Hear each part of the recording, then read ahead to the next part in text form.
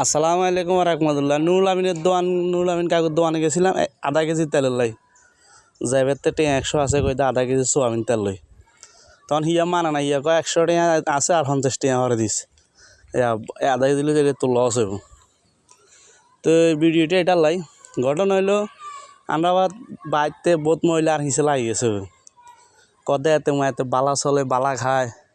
আজ যে রাঁধছি কি মসুরের ডাল দিয়ে আলু দিয়ে তেল মারি, আর ডিম ইজ্জা আছে আব্বাল্লা দিন, আর আমরা আলু আর ডাইল টুল দিয়ে খাইলাম।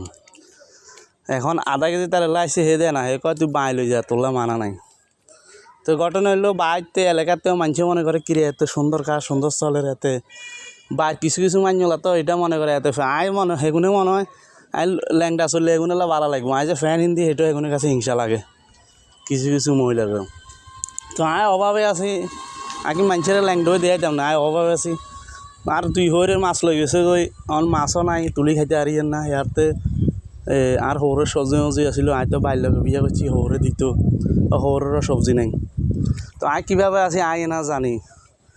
আয় বুঝি ল্যাংটাও আইতাম, এত অভাবে আছে মানুষেরও দিয়ে আইতাম।